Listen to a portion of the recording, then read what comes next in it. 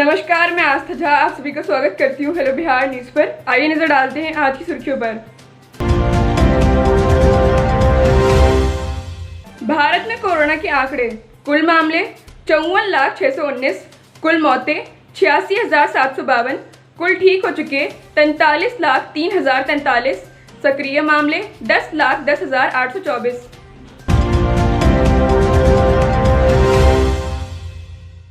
रक्षा मंत्री राजनाथ सिंह जी ने press conference कर कृषि बिल पर राज्यसभा में जिस तरह का हंगामा हुआ उसे शर्मनाक करार दिया। उन्होंने कहा कि संसद को चलाना सिर्फ सत्ता पक्ष की जिम्मेदारी नहीं है, यह विपक्ष का भी दायित्व है। लेकिन कृषि बिल को लेकर विपक्ष किसानों के बीच गलतफहमी फैला रहा है और अपना हित साधने की कोशिश कर रहा है।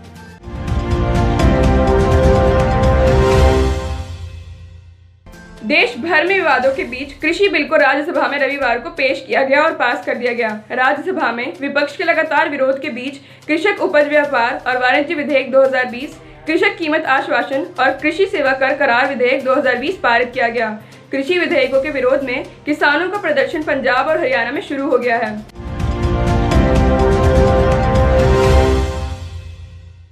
छत्तीसगढ़ के पूर्व सीएम डॉक्टर रमन सिंह जी भी कोरोना से संक्रमित हो गए हैं। उन्होंने शनिवार को खुद ट्वीट करके इसकी जानकारी दी।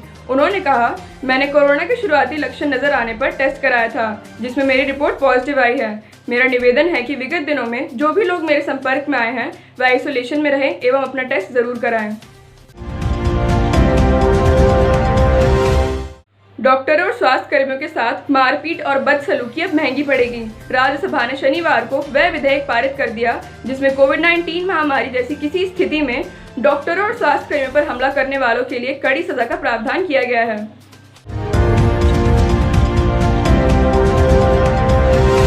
एलओसी और अंतर्राष्ट्रीय सीमा के पास भारतीय चौकियों पर पाकिस्तानी बलों ने कोई हमला नहीं किया है। रक्षा राज्य मंत्री श्रीपद नायक जी ने शनिवार को संसद में यह भी कहा कि पाकिस्तानी सैनिक एलओसी पर संघर्ष विराम उल्लंघन से बाज नहीं आ रहे हैं। इस साल 1 मार्च से 7 सितंबर के बीच जम्मू क्षेत्र में एलओसी पर संघर्ष विराम उल्लंघन की 2453 घटनाएं हुई।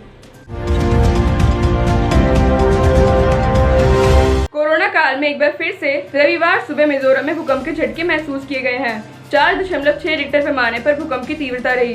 भूकंप का केंद्र चंपई रहा। राहत की बात यह रही कि इन झटकों से अभी किसी भी प्रकार के नुकसान की कोई खबर नहीं आई है। भारत में कोरोना वायरस संक्रमितों की संख्या में दिन प्रतिदिन बढ़ोतरी हो रही है। कई दिनों से देश में लगातार 90,000 से अधिक मामले सामने आ रहे हैं। पिछले 24 घंटे में कोरोना वायरस के एक बार फिर 90,000 से अधिक मामले सामने आए हैं। केंद्र स्वास्थ्य मंत्रालय द्वारा दी गई जानकारी के अनुसार देश में पिछले 24 घंटे में कोरोना वायरस के 92,605 नए मामलों और 1,133 मौतों के साथ 54 लाख के आंकड़े को पार कर गया है। मेडिकल काउंसिल ऑफ इंडिया के सुपर सेशन में बोर्ड ऑफ गवर्नर्स ने सभी पोस्ट ग्रेजुएट छात्रों के लिए सभी मेडिकल कॉलेजों या संस्थानों में MD-MS करने के लिए नए नियम बनाए हैं। नए नियम के मुताबिक जिला अस्पताल प्रणाली में इन छात्रों की 3 महीने के लिए तैनाती की जाएगी। इन दिनों देश के कुछ राज्यों में तेज बारिश हो रही है तो कहीं गर्मी के कारण लोगों की हालत खराब है। मतलब इन दिनों मौसम अपने अलग अलग रंग दिखा रहा है। केरल, उड़ीसा समेत कई राज्यों में बारिश देखने को मिल रही है तो वहीं दिल्ली, NCR, बिहार और पंजाब के अलावा कई राज्यों में लोगों का गर्मी से हाल बेहाल है। हालांकि इन राज्यों में मौसम विभाग ने जल्द ही बारिश होने की आशंका भी जताई है। केरल में रविवार को हुई भारी बारिश के बाद मौसम विभाग ने 8 जिलों में रेड अलर्ट जारी कर दिया है।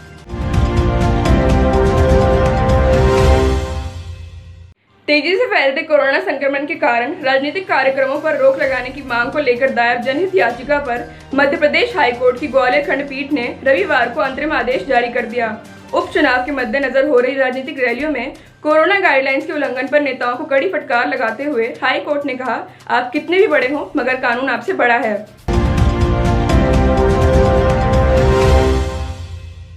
गांव के हर घर को ब्रॉडबैंड कनेक्शन से जोड़ने के लिए प्रधानमंत्री नरेंद्र मोदी जी सोमवार को घर तक फाइबर स्कीम की शुरुआत कर रहे हैं। इस स्कीम की शुरुआत बिहार से हो रही है। बिहार के 45,945 गांवों को अगले 100 दिनों में ऑप्टिकल फाइबर से जोड़ने का लक्ष्य रखा गया है।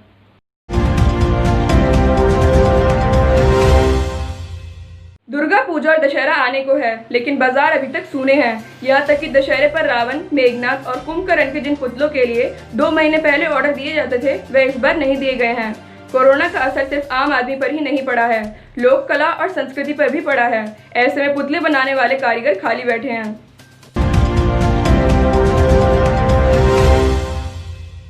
देश में कोरोना वायरस की बढ़ती रफ्तार के बीच व्यवस्था की खामियां भी सामने आने लगी है। ताज़ा मामला सरकारी लैब की तुलना में निजी लैब में हो रही जांच में पॉजिटिविटी दर अधिक होने का है। उत्तराखंड में तो निजी लैबों में यह दर 50% तक पहुंच गई है, जिसके बाद राज्य सरकार ने जांच बिठा दी है।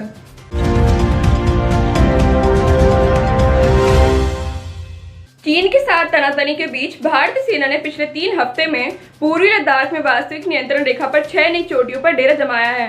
29 अगस्त से सितंबर के दूसरे हफ्ते के बीच भारतीय सेना मागर हिल, गुरुंग हिल, रेचल-ला, रेजांग-ला, मुखपरी और फिंगर 4 के नजदीक एक ऊंची चोटी पर काबिल हुई है। रणनीतिक रूप से अहम इन चोटियों से चीनी सेना की हरकतों पर नजर रखना आसान होगा। इसी के साथ मैं आस्था झा आप सभी से विदा लेती हूँ। कल फिर मुलाकात होगी कुछ नई खबरों के साथ। तब तक के लिए अपना और अपने परिवार का बहुत ख्याल रखें। आशा करती हूँ आपको हमारा न्यूज़ प्रोग्राम पसंद आया हो। इसे लाइक एंड शेयर ज़रूर करें। धन्यवाद।